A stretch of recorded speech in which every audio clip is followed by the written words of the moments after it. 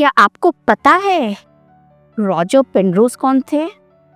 वो भी एक आम बच्चे थे जिनको मैथ्स एकदम पसंद नहीं था एंड जिसके कारण कई बार उनके टीचर्स उनको बहुत कुछ बोल देते थे।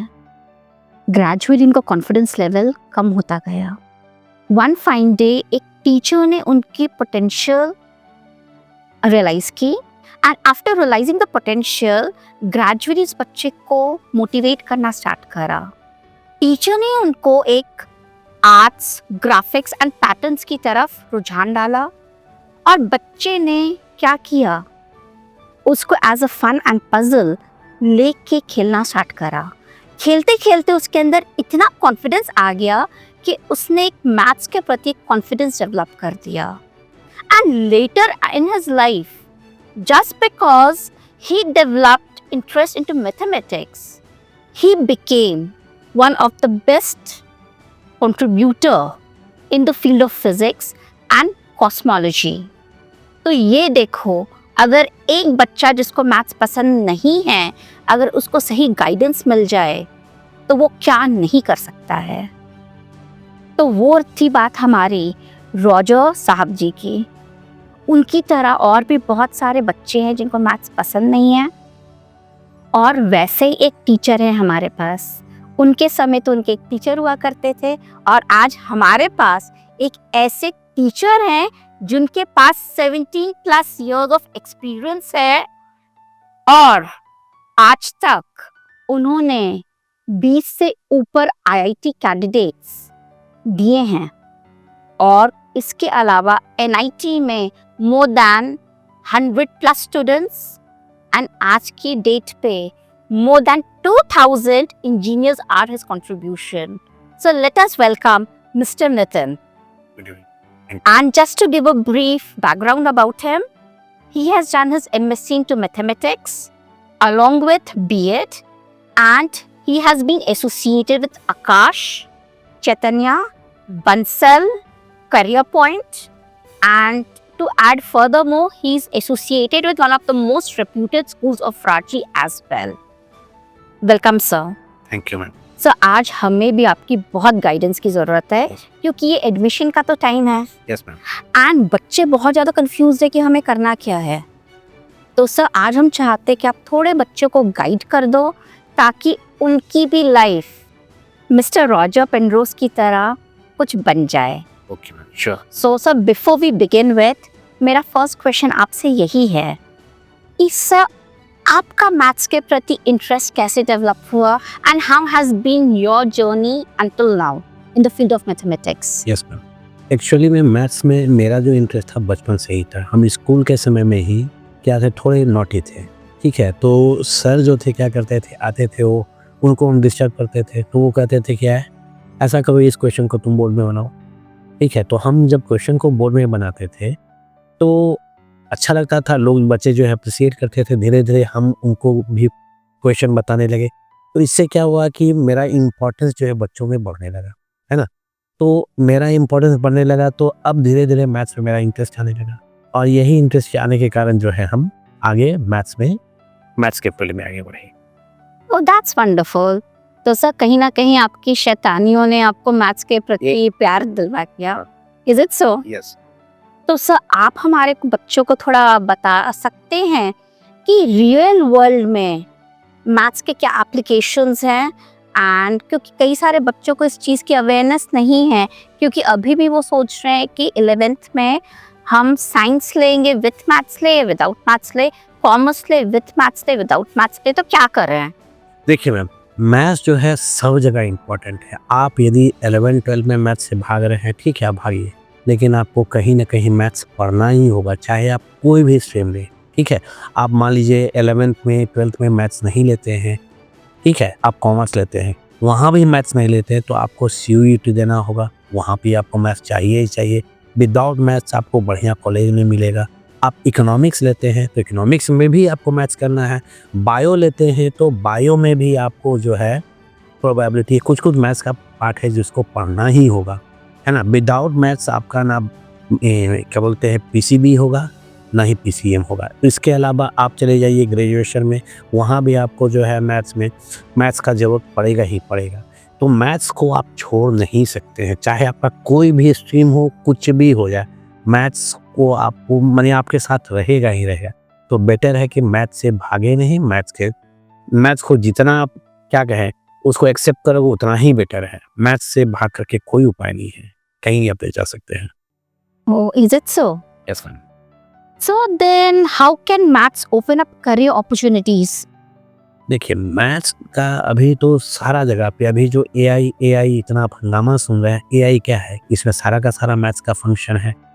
एआई हो गया, आप जो डेटा साइंस देख रहे हैं, डेटा साइंस क्या है? मैथ्स ही है ना? अभी जितना भी नया कैरियर है, आप चले जाइए, आप इकोनॉमिक्स में आ जाइए, चाहे कहीं भी आ जाइए, तो सारे फील्ड में मैथ्स ही मैथ्स है मैम, है ना? आप कोई भी फील्ड ले लीजिए, सभी जगह मैथ्स का। भी जो आप देख रहे हैं इतना जो कमेंट्री हो रहा है क्रिकेट में, ये सब हो रहा है, वो क्या है?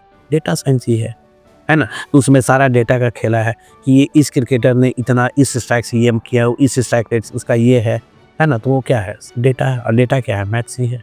तो मैथ्स में बहुत अपॉर्चुनिटी है। मैथ्स से आप इंजीनियर के कैरियर में जा सकते हैं, एग्रीकल्चर में यूज़ है, सभी जगह है। आप कोई भी ऐसा एरिया नहीं है जहाँ पे मैथ्स नहीं होना है, ठीक है? आप चले जाइए स्पेस साइंस में आ जाइए, वहाँ पर भी है, आपका बायोटेक्नोलॉजी में भी आ जाइए, वहाँ भी मैथ्स है। तो maths is everywhere. That's wonderful. तो सर जैसे मैथ्स के इतने सारे ब्रांचेस हैं, हम लोग बोलते हैं ना अप्लाइड मैथमेटिक्स ले लो या प्योर मैथमेटिक्स ले लो, तो सर दोनों के बीच में डिफरेंस क्या है एंड एक बच्चा उसको कैसे चूज कर सकता है? देखिए मैम, अप्लाइड मैथमेटिक्स और प्योर मैथमेटिक्स अभी दो तरह का मैथ्स ये 4 साल पहले से चल रहा है हमारे पास। पहले था एक ही टाइप का, पहले था कि साइंस वाले बच्चों को, कॉमर्स वाले बच्चों को एक ही मैथ्स पढ़ाना पड़ता था, है ना? लेकिन अब जो है 3-4 साल पहले से क्या किया है, इसको 2 पार्ट में डिवाइड कर दिया गया। एक कोर है और एक अप्लाइड है। तो कोर मैथ्स और अप्लाइड मैथ्स में बेसिक डिफरेंस क्या है? कोर मैथ्स जो है साइंस वाले बच्चे ले सकते हैं, उसको कॉमर्स वाले बच्चे भी ऑप्ट कर सकते हैं, है ना? लेकिन अप्लाइड मैथ्स जो है सिर्फ और सिर्फ आपका कॉमर्स वाला बच्चा ही पढ़ेगा, ठीक है? अब इनमें बेसिक डिफरेंस क्या है? तो कोर मैथ्स में आपका ट्रिग्नोमेट्री है, बाकी कोई डिफरेंस नहीं है, और अप्लाइड मैथ्स में ट्रिग्नोमेट्री नहीं है। अप्लाइड मैथ्स में क्या है आपका, उसमें 10th का भी कॉन्सेप्ट है, 11-12 भी है, और थोड़ा सा ऊपर भी है। उसमें आपको मीन, मीडियन, मोड, स्टैटिस्टिक्स हो गया, अकाउंट्स का से रिलेटेड टॉपिक है। और कोर मैथ्स में ऐसा नहीं है, उसमें सिर्फ ट्रिग्नोमेट्री है, बाकी और कुछ नहीं है ना? तो यही बेसिक डिफरेंस है। तो सर जब हम लोग फिजिक्स भी पढ़ते हैं हमारा 11th एंड 12th में, तो सर अगर किसी बच्चे ने मैथ्स अगर नहीं लिया है तो वो फिजिक्स में मार्क्स इजीली स्कोर कर सकेगा या फिर वो स्ट्रगल ही करेगा थोड़ा बहुत? मैडम देखिए, फिजिक्स क्या है? फिजिक्स मैथ्स का ही एक फॉर्म है ना। यदि आप मैथ्स अच्छा नहीं कर पा रहे तो सुनने में बुरा आपको लग सकता है, लेकिन फिजिक्स में आपको प्रॉब्लम होगा। मैथ्स क्या है? फिजिक्स क्या है? मैथ्स का ही एप्लीकेशन है। आप चले जाइए, न्यूमेरिकल सॉल्व करते हैं तो वहाँ पे कैलकुलस का यूज़ होगा, वेक्टर का यूज़ होगा।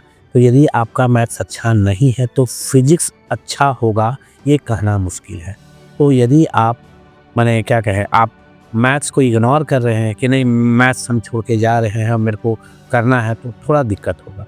करने का कर ले रहा है, लेकिन वो हैंड नहीं रहेगा आपका, अपर हैंड नहीं रहेगा, इसलिए मैथ्स चाहिए।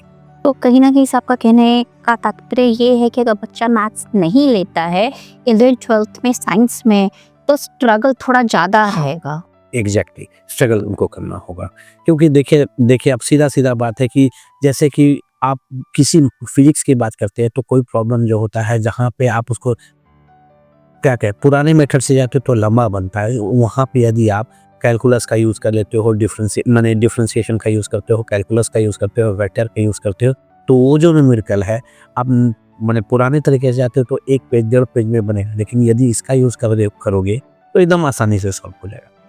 तो इसके लिए आपको कैलकुलस जानना होगा, डिफरेंशिएशन इंटीग्रेशन जानना होगा, डिफरेंशियल इक्वेशन जानना होगा, इसलिए थोड़ा मैथ्स जानना ज़रूरी है, तो आप बेटर कर सकते हैं। आप ऐसे भी देखिए ना, नीट में जितना भी बच्चा अच्छा करता है, वो देखिए नीट में बायो सभी का अच्छा होता है ना? बायो लगभग सारे बच्चे अच्छे करते हैं। यहाँ पे डिसाइड कौन करता है? डिसाइड करता है फिजिक्स, है ना? और फिजिक्स में जिस बच्चे का मैथ्स बेटर होता है वो फिजिक्स अच्छा कर लेता है। आज जैसा कि देख रहे हैं 650 मार्क्स आ रहा है, 720 आ रहा है, तो बायो में जो होता है 360 मार्क्स, लगभग सारे बच्चों का 360 लगभग 360 है तो 355 आ गया, 350 आ गया। यहाँ पे डिसाइड आपका केमिस्ट्री भी बच्चा कर लेता है ना? केमिस्ट्री भी, लेकिन यहाँ पे डिसाइड आपका फिजिक्स करता है। फिजिक्स में 180 नंबर का सवाल हो गया। अब जिसका मैथ्स बेटर है वो 180 के आसपास पहुँच जाएगा आसानी से, लेकिन जिनका मैथ्स अच्छा नहीं है उनको बहुत ही प्रॉब्लम होगा, और यही आपका डिसाइड करेगा कि आपका रैंक क्या होना है नीट में, है ना? तो मैथ्स तो चाहिए मैडम। तो अगेन मेरा यही क्वेश्चन है, तो जितने लोग पीसीबी ले रहे हैं एंड जो भी मेडिकल के लिए भी तैयारी कर रहे हैं, अगर वो maths as an optional subject अगर लेंगे तो they will have added advantage. Is it so? Yes ma'am, मतलब उनको एटलीस्ट बेसिक तो नॉलेज होना ही चाहिए। कैलकुलस का हो गया चाहे और भी हो, उनको बेसिक नॉलेज होना ही चाहिए। यदि कोई बच्चा मैथ्स से भाग करके बायो ले रहा है तो फिर उनको प्रॉब्लम होगा, है ना? मैथ्स से भाग करके आप बायो ठीक है आप ले लीजिए, लेकिन नीट उतना आसान नहीं होगा। नीट यदि आपको करना है, एक अच्छा डॉक्टर बन एमबीबीएस करना है, तो आपको मैथ्स चाहिए ही चाहिए, तभी आपका एक अच्छा रैंक आ पाएगा, है ना? So this information is very valuable. So friends, जो सोच रहा है कि हम मैथ्स से भाग जाएंगे एंड इजीली फर्स्ट अटेम्प्ट में हम लोग क्लियर कर लेंगे नीट भी, तो प्लीज़ मैथ्स का कुछ तो बेसिक्स पढ़ लो। अगर रेगुलर में नहीं पढ़ना है तो एटलीस्ट जब भी आपको टाइम मिले, 1 महीने या 2 महीने थोड़ा मैथ्स को फोकस दो, understand the basics, and definitely this will help you to understand physics, and physics is one of the main parameters जो नीट में आपको बाकी सबसे आगे लेकर जा सकता है।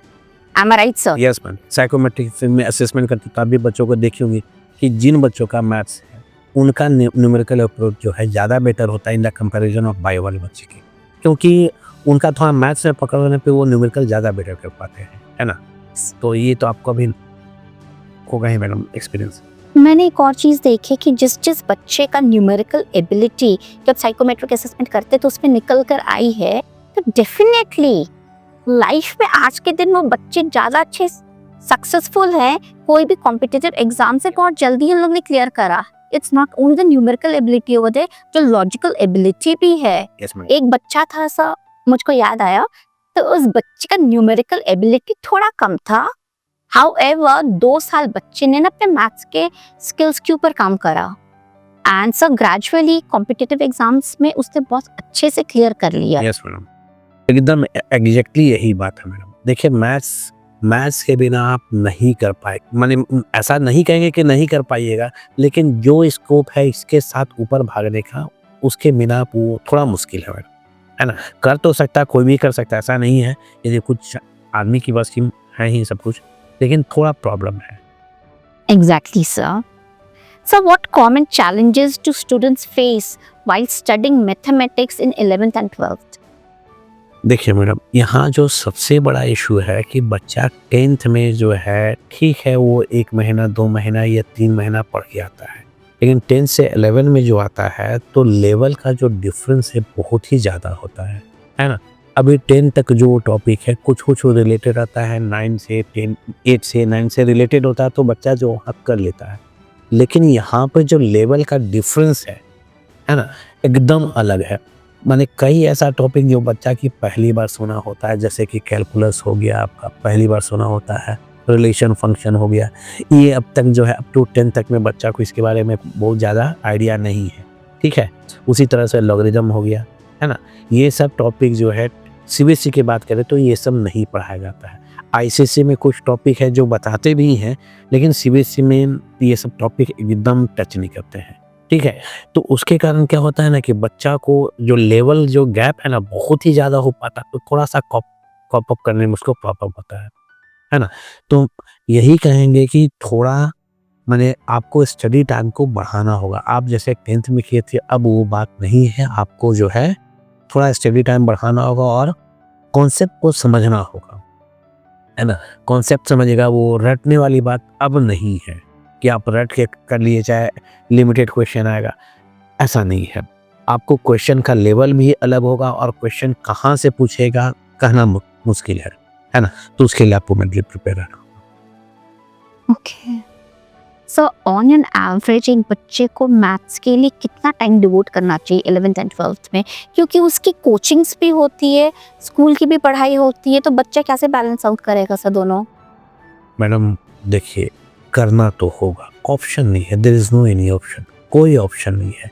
आपको सब कुछ स्कूल भी देखना है, कोचिंग भी देखना है और अपना सेल्फ स्टडी भी करना है, और जो बच्चा ये कर लेता है वही आगे कर पाता है ना? आप कहिएगा कि कहाँ से लाए, तो जो बच्चा टॉपर है वो भी, उसके लिए भी 24 आवर है, हमारे लिए भी 24 आवर है ना? तो टॉपर बच्चा जब कर सकता है तो हम क्यों नहीं कर सकते हैं? तो करना होगा मैडम। और जहाँ तक मैथ्स की बात है, तो मैथ्स तो रेगुलर करना होगा। इसको आपको मिनिमम 1.5 से 2 घंटा आपको मैथ्स पढ़ना ही होगा, कोई ऑप्शन नहीं है आपके पास, है ना? क्योंकि सिलेबस भी बहुत ज़्यादा वास्ट है, फिजिक्स केमिस्ट्री भी वास्ट है, ऐसा नहीं कि वो आसान है, लेकिन मैथ्स का सिलेबस भी बहुत वास्ट है, तो आपको टाइम देना होगा, ठीक है? रेगुलर आपको उसका टेस्ट देना होगा, उसका प्रैक्टिस करते रहना होगा, तभी हो पाएगा, है ना?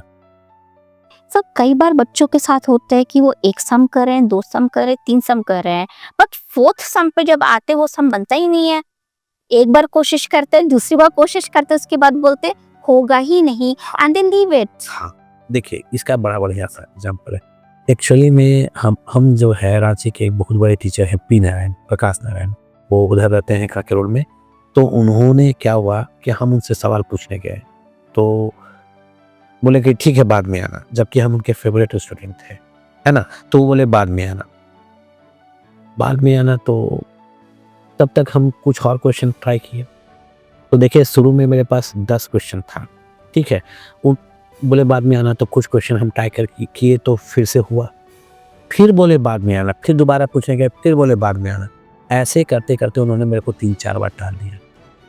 हमको बहुत बुरा लगा कि यार बार बार जो इनके पास पूछने जाते और ये बार बार मना कर देते हैं, तो हम पूछने नहीं गए। तो फाइनली वो एक दिन मेरे से बोले कि तुम्हारा जो डाउट था सो हो गया क्लियर तो, ऐसे ही बोलते थे वो, सो हो गया क्लियर तो। बहुत जीनियस माने आईआईटी के क्वेश्चन को वो ऐसे ही माने ओरली बना देते थे, बहुत जीनियस माइंड। खैर, तो बोले हाँ सर हो गया, सो कितना डाउट है? तो अब तो 2 ही बचा, सो बाकी सब बना लिए। तो ये होना होगा, है ना? एकदम से उसमें सरेंडर कर देना कि यार मेरे से नहीं होगा, ऐसा नहीं है। एक क्वेश्चन बनाए, मान लो फंस गए, आगे बढ़ो, ठीक है? हो सकता है वो भी फंस जाओ। ऐसे करते करते पूरा देख लो ना। कई बार जो होता है फर्स्ट अटेम्प्ट में क्वेश्चन नहीं बनता है ना? लेकिन आप उसी क्वेश्चन को फिर दूसरे अटेम्प्ट करोगे, तीसरा अटेम्प्ट करोगे तो हो जाता है। और मान लीजिए कुछ ऐसा क्वेश्चन हो भी ना, तो 1-2 बार करने के बाद हो जाएगा। कुछ क्वेश्चन बचेगा तो अपने टीचर से पूछिए। आप एकदम से कि एक बार ट्राई किए हमसे नहीं बना उसको छोड़ देना, ऐसा नहीं है। आप उसमें कम से कम 1 बार, 2 बार, 3 बार ट्राई करके देखो, और वो जो आप सीखोगे ना लाइफ लॉन्ग याद रहेगा, है ना? ये नहीं कि मेरे से एक बार ट्राई किया नहीं बना, तुरंत जाके सर से पूछ लिए या वीडियो देख लिया, चाहे कुछ भी कर लिया, ऐसा नहीं है। वो फिर याद नहीं रहेगा, है ना? आप 1 बार 2 बार बना लो तो वो आपको याद रहेगा, ठीक है? तो ये एक बेटर टेक्निक है। अच्छा सर, जैसे आप क्लास में जाते हैं, ऑब्वियसली आप +2 की क्लासेस लेते हैं, तो सर क्लास में ना कोई बच्चा 60 वाला भी होता है, कुछ 40 वाला भी होता है, कुछ 80 वाला भी होता है, कुछ 90 वाला भी होता है। तो सब पढ़ाना तो आपको एक पर्टिकुलर टॉपिक है, तो सब इन सबको बैलेंस आउट कैसे करके चलते हैं ताकि सब समझ जाएं? ये जो है ना मैडम, बहुत ही बढ़िया क्वेश्चन है ना? अब एक क्लास में 40% वाला भी बच्चा है, 60 वाला भी है, 80 वाला और 90%। अब सबको आपको सेटिस्फाइड करना है, तो ये बड़ा ही टफ है। लेकिन एज ए गुड टीचर आपको ये करना ही होगा, कोई ऑप्शन नहीं है। क्योंकि मान लीजिए आप 40 वाले को देख के करते हैं, तो बाकी जो ऊपर वाला बच्चा है वो तो एनॉयड होगा, वो तो कल से आएगा नहीं कि मेरे लिए सर ने कुछ लाया नहीं है ना? और 90 वाले को पढ़ाएंगे तो उसके नीचे वाला तो कहेगा कि यार सिर्फ एक ही बच्चा पढ़ा रहे। तो ये जो बैलेंस करना है ना, बहुत ही मुश्किल काम है, लेकिन एक गुड टीचर इसको बैलेंस कर सकता है।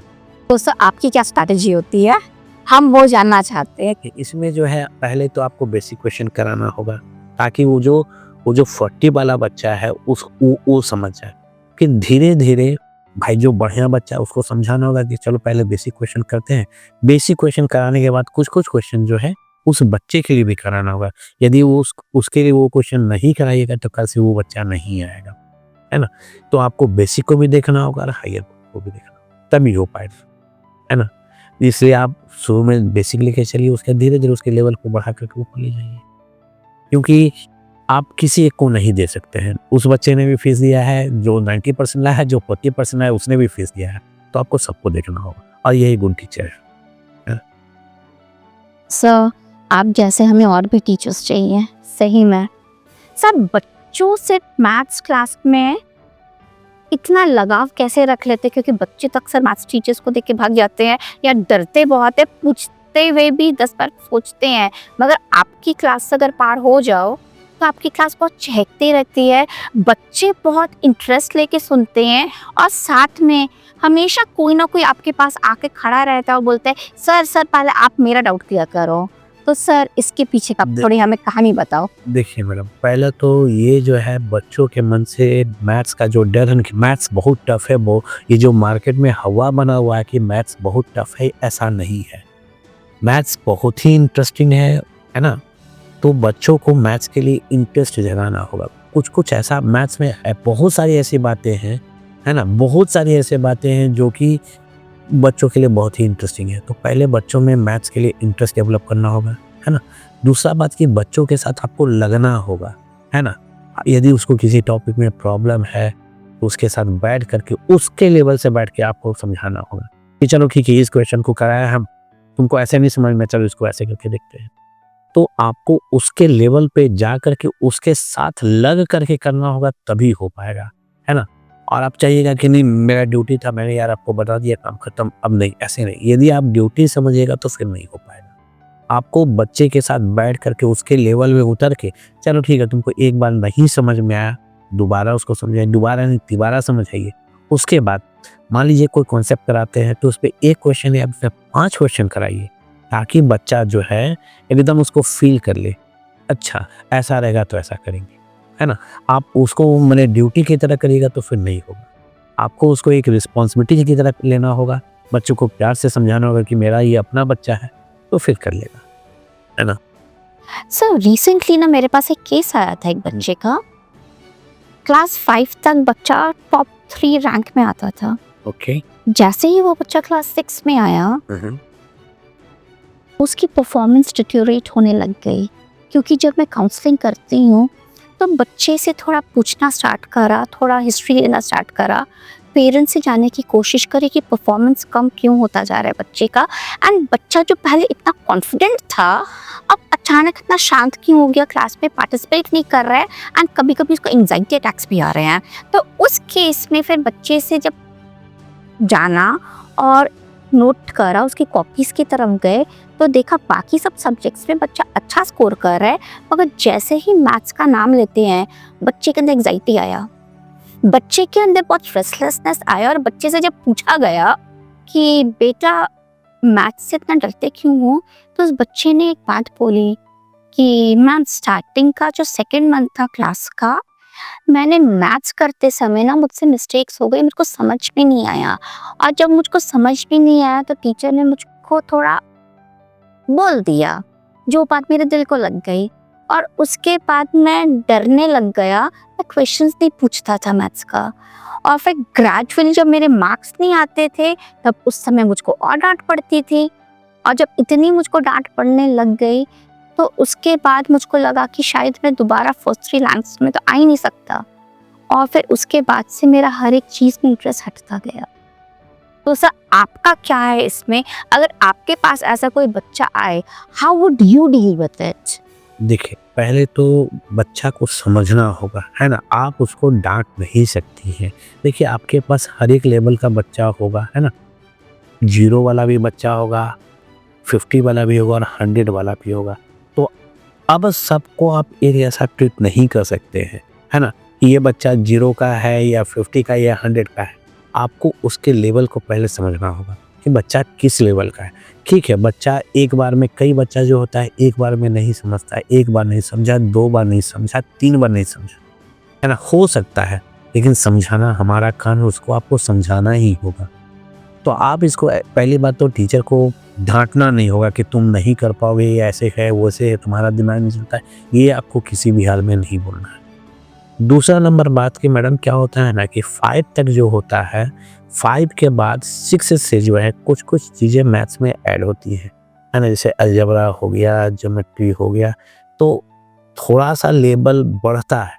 लेकिन अब जो है ये टीचर का काम है कि उसको कैसे मैनेज करे, है ना? जैसे कि अलजेब्रा, अलजेब्रा जो है 5 से नीचे तक में उतना ज़्यादा नहीं है, लेकिन 6 के बाद से 6-7 के बाद से अलजेब्रा का यूज़ बढ़ जाता है। तो वहाँ पे बच्चा थोड़ा घबराता है। तो उसको जो है हम बच्चों को मैक्सिमम प्रैक्टिस करा के ही ख़त्म कर सकते हैं, है ना? अभी देखिए ना, कॉमन एरर हो रहा है बच्चों में, 6-7 के बच्चों में, उनको फ्रैक्शन का एडिशन सब्ट्रैक्शन नहीं आता है। तो अच्छा, एलसीएम में निकालने आता है इससे, तो ये कैसे दूर होगा? ये बच्चा को मैक्सिमम प्रैक्टिस करा के ही दूर हो सकता है। उसको 1 क्वेश्चन 2 क्वेश्चन करा के कि देखो ऐसे-ऐसे होता है, ये नहीं हो सकता है। उसको आप जितना ज़्यादा एडिशन सब्ट्रैक्शन कराइए या फ्रैक्शन वाला, बच्चों को बोर्डमा सही नहीं मालूम है कि कब ब्रैकेट ओपन करना है, ब्रैकेट ओपन करेंगे तो प्लस का माइनस, माइनस का प्लस क्या होगा, ये थोड़ा, तो ये प्रैक्टिस से ही पॉसिबल है मैडम। और ये जो अभी 3 साल जो हमारा कोविड आया, कोविड के कारण जो लॉट है बहुत प्रॉब्लम है, क्योंकि कोविड के समय में ऑनलाइन में बच्चे अच्छा से क्लास नहीं कर पाए। ये जो कोविड वाला लॉट है ना, कोविड वाला लॉट में प्रॉब्लम ज़्यादा हो रहा है ना? अदरवाइज़ बच्चे फिर भी अभी तो कॉप अप करते जा रहे हैं, इधर ठीक ही कर रहे हैं, लेकिन वो जो कोविड वाला टर्म था उसमें थोड़ा प्रॉब्लम हुआ था। ओके, सो पेरेंट्स का भी एक रुझान है या फिर डर है या फिर उनके अंदर में एक नोशन है कि अब तो मेरा बच्चा क्लास 6 में आ गया, अब तो मेरे बच्चे को प्रॉपर मैथ्स की एक ट्यूशन क्लास अलग से चाहिए ही चाहिए। तो सर, आपका इस पे क्या व्यू पॉइंट है? क्या सही में बच्चों को मैथ्स की अलग से ट्यूशन चाहिए जब वो एक रेगुलर स्कूल में जा रहे हैं? देखिए, ऐसा नहीं है मैडम कि मैथ्स का ट्यूशन चाहिए ही चाहिए। देखिए, यदि आपके पास बुक है तो पहले हम, जैसे हम अपनी बात कर रहे हैं, सबसे पहले बच्चा को उस एक्सरसाइज का एग्जाम्पल बना चाहिए। देखिए, एग्जाम्पल में किसी भी बुक का सबसे बेस्ट क्वेश्चन होता है। तो आजकल क्या करते हैं, देखते हैं बच्चे जो है सीधे एक्सरसाइज में आते हैं। एक्सरसाइज की जगह पहले आप एग्जाम्पल बनाओ, है ना? क्योंकि एग्जाम्पल में उस बुक का जितना भी तरह का क्वेश्चन होता है सारा का सारा दिया रहता है। तो यदि आप एग्जाम्पल को बढ़िया से समझ के कर लोगे ना, तो एक्सरसाइज अपने आप हो जाएगा, किसी ट्यूटर का जरूरत नहीं है। और मान लो 1-2 क्वेश्चन फंस भी गए तो स्कूल में आप हेल्प ले लो ना। ऐसा कुछ नहीं है कि आपको ट्यूशन चाहिए ही चाहिए। यदि बच्चा किसी भी बुक का, है ना, किसी भी बुक का एग्जाम्पल बनाता तो उसके एग्जाम्पल में सारे क्वेश्चन हैं, जितना भी अंदर एक्सरसाइज में क्वेश्चन दिया है ना, उसका सारा टाइप का क्वेश्चन एग्जाम्पल में आपको मिलेगा। तो बेटर है कि आप पहले एग्जाम्पल बना लो। एग्जाम्पल बनाने के बाद देखो आपका परफॉर्मेंस 100% बेटर होगा।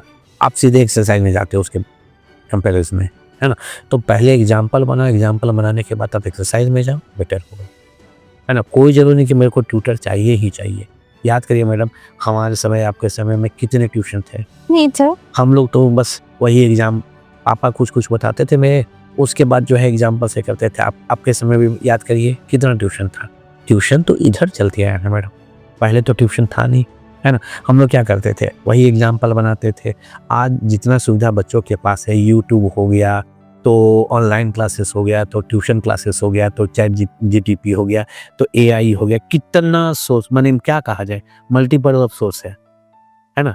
लेकिन फिर भी बच्चा उसको नहीं देख रहा। और हमारे समय में क्या सोर्स था? जो स्कूल में पढ़ाया जाता था बुक से या तो लाइब्रेरी, बस उसी में हम लोग करते थे और हो ही जाता था। ऐसा नहीं था कि कोई क्वेश्चन छूटता था। अब मान लीजिए कुछ क्वेश्चन छूटा भी तो स्कूल के टीचर से पूछते थे। एग्जैक्टली। तो वही है, कोई जरूरी नहीं कि आपको ट्यूशन चाहिए ही चाहिए, है ना? तो ये है, स्कूल के पढ़ाई के लिए ट्यूशन बहुत ज़्यादा ज़रूरी है, मेरे को तो ऐसा नहीं लगता है।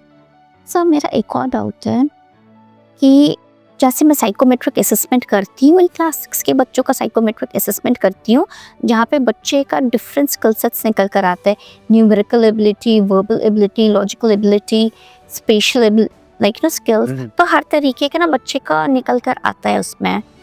तो सर, कई मेरे पास ऐसे बच्चे आए हैं जो 20 से 30 स्किल सेट आते हैं उनके न्यूमेरिकल एबिलिटी में, और कुछ ऐसे भी हैं जिनके 80+ भी आते हैं। तो सर, जो हमारे बच्चे हैं 20 to 30 जिनका स्कोरिंग होती है, तो सर क्या ज़िंदगी भर उनका न्यूमेरिकल एबिलिटी उतना ही रहेगा या फिर ये इम्प्रूव हो सकता है विथ प्रॉपर गाइडेंस? क्यों नहीं हो सकता है मैडम? ऐसा थोड़ी कि कोई भी चीज़ स्टेबल है।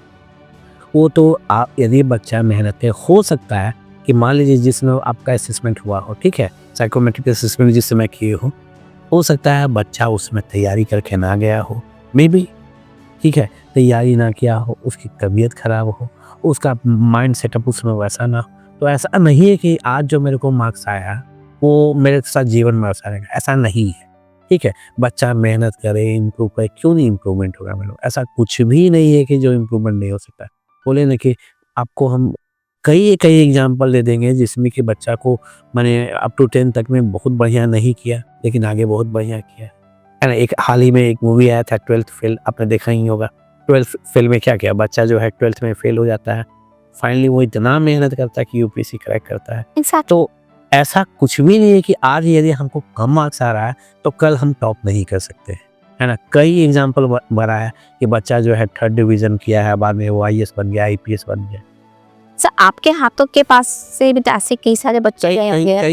कई बच्चे हैं जो 10th तक में एकदम ठीक नहीं, लेकिन मेहनत, जैसे अभी हाल ही की बात कर रहे हैं, मेरा एक स्टूडेंट था आकाश में, मैंने बहुत ही लोअर बैकग्राउंड था उसका, बहुत ही मुश्किल, ठीक है? और बच्चा भी कोई खास नहीं, लेकिन वो बच्चा इतना मेहनती था मैडम, इतना मेहनती था कि वो फर्स्ट अटेम्प्ट में जेईई निकाला, ठीक है? उसको जो है आपको एनआईटी जमशेदपुर मिला, एनआईटी जमशेदपुर में कोई ब्रांच मिला उसको, ठीक है? और वो सिर्फ अपने मेहनत के बल पे कुछ ऐसा काम कर दिया कि उसको ऑस्ट्रेलिया चला गया वो, फर्स्ट ईयर में ही। अभी कुछ दिन पहले, मेरे को लगता है 10-15 दिन पहले ही पता चला कि वो बच्चा जो है ये बीपीएससी निकाला और फर्स्ट अटेम्प्ट में ही उसका 23 रैंक है, और अभी वो पटना में डीएसपी की ट्रेनिंग कर रहा है। Commendable. जबकि उस बच्चे में ऐसा कुछ भी नहीं था, है ना? कुछ भी नहीं था, लेकिन देखिए, तो मेहनत है, कुछ भी हो सकता है। तो इन शॉर्ट हमें ये समझ में आता है कि मैथ्स हमारी जिंदगी में बहुत वाइटल रोल प्ले करता है और मैथ्स करने के लिए हमें मेहनत भी करनी पड़ेगी। हाँ, मेहनत करना होगा, मेहनत से पीछे नहीं हटना होगा। सर कोई इंस्टेंट तरीका बताइए, क्योंकि हमारे आज के बच्चे ना थोड़े इंस्टेंट तरीके से मैथ्स करना चाहते हैं। सर कोई टिप्स ट्रिक्स आप बता दो हमारे प्यारे बच्चों को 6 ऑनवर्ड्स के ना वो मैथ्स से कैसे प्यार कर रहे हैं, क्योंकि वो एबिलिटी, वो स्किल्स, वो मैंने आप में देखा है कि बच्चे रोते हुए आते हैं आपके पास मैथ्स को लेके, मगर 4-6 महीने में हंसते हुए जाते हैं। देखिए, आप क्या उनको सिखाते हो, क्या टिप्स देते हो और आप क्या करते हो? पहले तो उनका इंटरेस्ट डेवलप करना है, मैथ्स में इंटरेस्ट डेवलप करना है। यदि इंटरेस्ट डेवलप हो जाएगा तो बच्चा कर लेगा। तो इसके लिए हम क्या करते हैं, पहले तो उनका बेसिक पे ध्यान दिए, उसके बाद जो मैथ्स का जो फियर है। अच्छा, तब भी आप अपने बच्चों को मेरे पास साइकोमेट्रिक असेसमेंट किट भेजते हो और जो मैं रिपोर्ट्स आपको देती हूँ उसके बाद आप बोलते हो कि बच्चे का लेवल इतना है, उसके बाद आप उससे कस्टमाइज करके आपका अप्रोच है। इसमें आपका बहुत बड़ा योगदान है मैडम। आप जो असेसमेंट देती है उसके बेसिस पे ही हमारा काम होता है, क्योंकि आपका जो रिपोर्ट होता है ना, वो मेरे लिए बहुत फिट पड़ता है, क्योंकि उससे हम अंदाज लगा लेते हैं कि कहाँ इशू हो रहा है उसको। तो थैंक यू मैडम आपका भी इसके लिए। सर थैंक यू, आज कम से कम ये बात निकली तो सही, पता तो चला कि मेरे रिपोर्ट से आप लोगों को कितना फायदा हो रहा है एंड उसके कारण आप बच्चों के अंदर कितने चेंजेस लेकर आ रहे हो। तो सर आप क्या ये साइकोमेट्रिक टेस्ट सबको रिकमेंड करोगे क्या? बिल्कुल करना चाहिए। एटलीस्ट कम से कम पता तो चले कि उसको कहाँ प्रॉब्लम हो रहा है, उसका क्या लेवल है, उसको क्या प्रॉब्लम हो रहा है। इसलिए ये टेस्ट सभी को देना चाहिए। खराबी क्या है, बच्चा यदि ये टेस्ट दे दे तो उसको पता चलेगा ना कि उसका क्या वीकनेस है, क्या उसका स्ट्रेंथ है, ये सारा बात पता चलेगा। उसको देना ही चाहिए। ऐसे उसका हम लोग बता सकते हैं कि भाई तुमको ये प्रॉब्लम हो रहा है तो ऐसे देखो। ये बहुत ही फायदेमंद टेस्ट है और बच्चा को देना ही चाहिए, और मैंने तो रिकमेंड भी किया सारे बच्चों को। Thank you so much sir उसके लिए। अब सर एक फाइनल क्वेश्चन हमारे पेरेंट्स के लिए, तो सर आप ना हमारे पेरेंट्स को क्या बताना चाहोगे या क्या एडवाइस देना चाहोगे, क्योंकि अक्सर ना बच्चों से ज़्यादा तो हमारे पेरेंट्स को एंग्जाइटी हो जाती है। पेरेंट्स को लगता है कि हमारा बच्चा तो मैथ्स में अच्छा स्कोर ना करे तो बच्चा क्या ही कर लेगा, या बच्चे को मार्क्स के लिए स्पेशली मैथ्स के लिए बहुत ज़्यादा नैग करते हैं, बार बार बच्चे को बोलते हैं कि मैथ्स करो मैथ्स करो मैथ्स करो, एंड अल्टीमेटली आज का तो बच्चा ऐसा है कि एक चीज़ को 2 से 3 बार अगर बोल दिया तो वो करता ही नहीं है।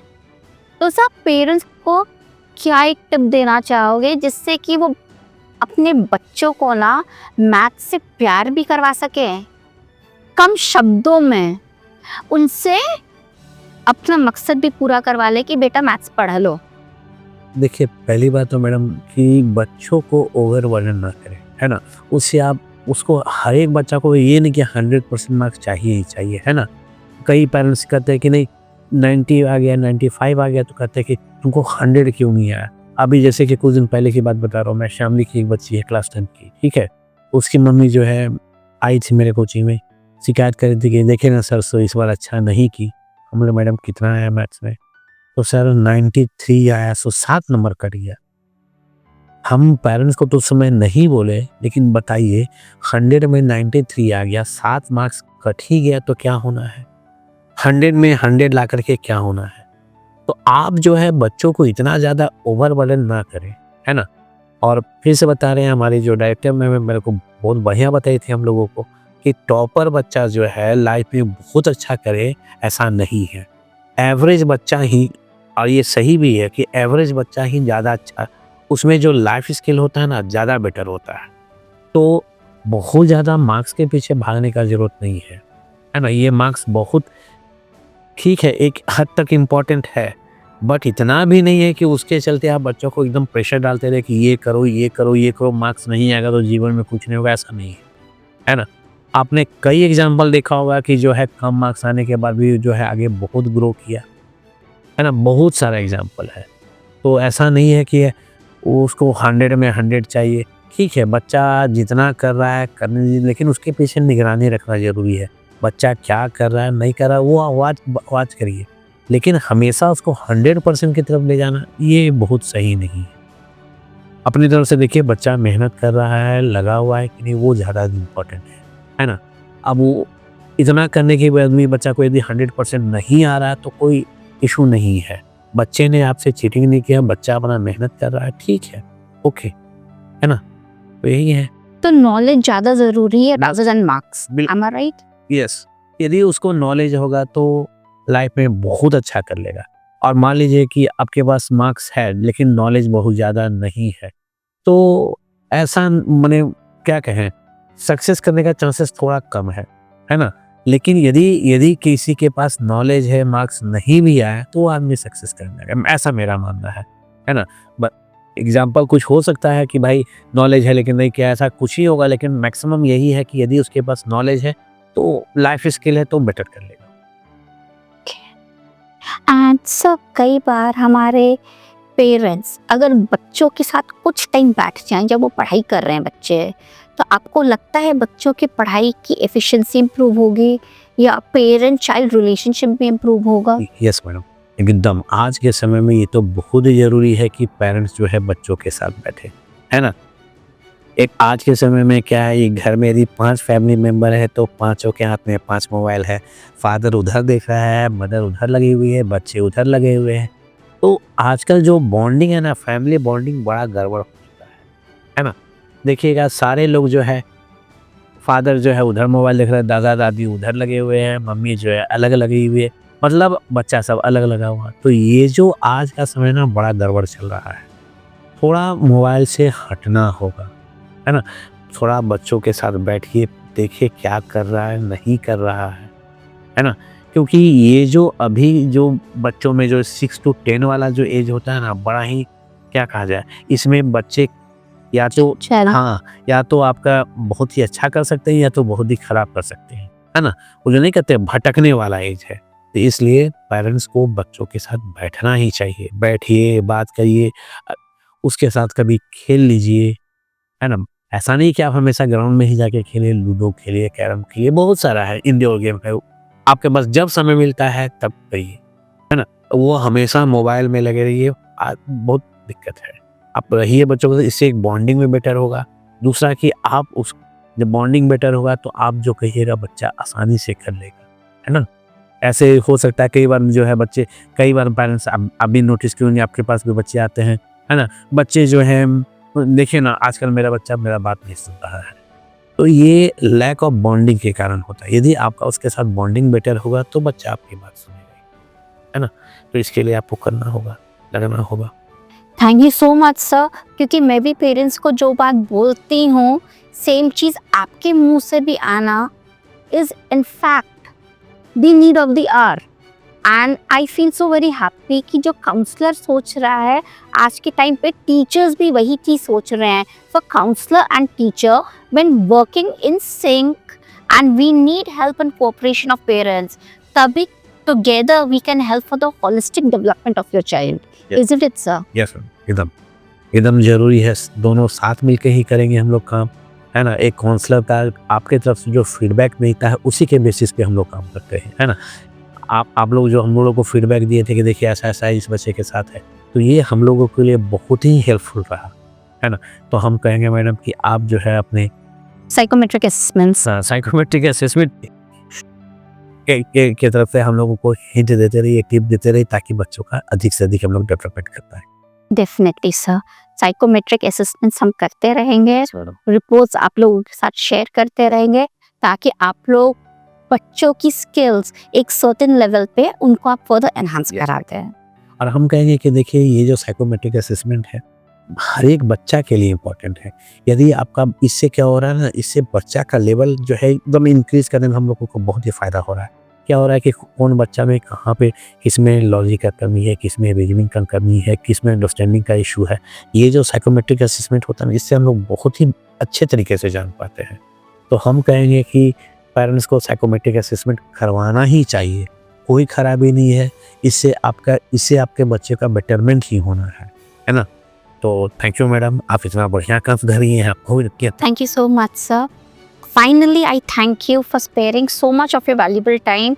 And before I leave, sir, definitely ये वाली वीडियो देखने के बाद बहुत सारे पेरेंट्स आपको कांटेक्ट करना चाहेंगे, तो सर आप उनको कहाँ पे गाइड कर सकते हो उनके बच्चों को? क्या आप कस्टमाइज सेशंस लेते हो या फिर आप ग्रुप में बच्चों को पढ़ाते हो, या कहाँ पे they should come and contact you? So all the details would be mentioned in the description below, and phone number of Mr. Nitin sir is going to be mentioned. किसी को कोई भी डाउट हो कभी भी just give him a call. जैसे ही वो free होंगे वो आपको डेफिनेटली रिवर्ट करेंगे। एंड अगर आपके पास भी अगर कोई क्वेश्चंस है मैथ से रिलेटेड, स्ट्रीम सिलेक्शन के लिए, you can always get in touch, comments करिए, हम लोग आपके हर कमेंट का रिप्लाई करेंगे। और साथ में अगर आप लोगों को नितिन सर के साथ एक और सेशन चाहिए मैथ्स के लेके, और anything in particular to understand, we can also do the same with him. So do let us know in the comment section how was today's session and how much information you gained from it. और आज के बाद आप math से प्यार करोगे या math से भागोगे, अब ये ज़रूर हमें बताना. So thank you for your valuable time. Thank you so much sir. It was pleasure having you over here. अगर आप और भी टॉपिक्स के बारे में जानना चाहते हैं apart from mathematics, something into tattoos or something into unconventional careers, do let us know. Please like, subscribe and share, and stay tuned. We'll come up with much more interesting topics. Thank you.